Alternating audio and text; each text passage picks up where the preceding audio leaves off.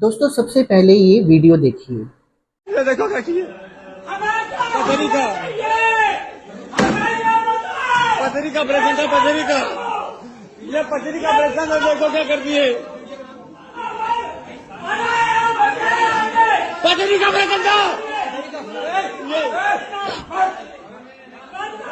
ये पथरी का ऑपरेशन था। ये क्या किए। इस वीडियो में दोस्तों हुआ क्या कि एक व्यक्ति जो है वो पित्ते की पथरी को रिमूव कराने के लिए, ऑपरेशन कराने के लिए हॉस्पिटल जाता है। जब वो जाता है तो बिल्कुल ठीक ठाक जाता है, लेकिन ऑपरेशन के बाद उसकी हालत जो है वो काफ़ी ख़राब हो जाती है। वो वेंटिलेटर पर आ जाता है और जो उसके अटेंडेंट्स हैं इसका सारा आरोप जो है वो डॉक्टर्स के ऊपर लगाते हैं। देखिए ऐसा नहीं है।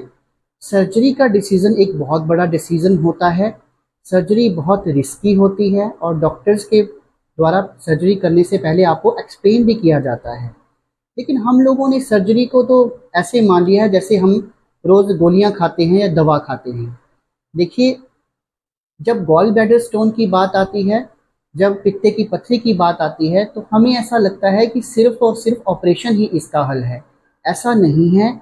आयुर्वेद में इसको पित्तश्मरी कहा जाता है और जैसे एक साधारण किडनी स्टोन का इलाज आयुर्वेद में किया जाता है, वैसे ही पित्ते की पथरी का इलाज भी किया जाता है।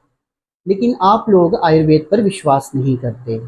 देखिए, पित्ते की पथरी अगर आ गई है तो वो हर केस में इतनी इमरजेंसी नहीं होती कि आप एकदम जाके सर्जरी करवा लें, क्योंकि सर्जरी जो है, मैं मॉडर्न पैथी को बुरा नहीं कह रहा, अगर हमें ज़रूरत पड़े तो हमें भी सर्जरी करवाना पड़ सकती है या मॉडर्न पैथी का सहारा लेना पड़ सकता है।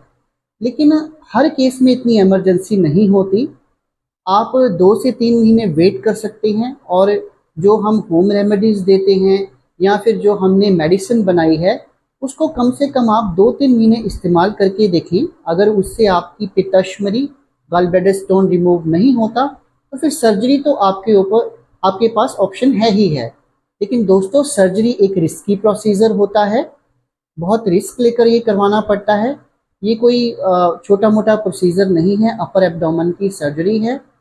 इसलिए अगर आप चाहते हैं कि आपका अंग आपके अंदर ही रहे और बिना सर्जरी के आपके पित्ते की पथरी जो है वो बिल्कुल ठीक हो जाए, तो आप आयुर्वेद का सहारा जो है वो ले सकते हैं।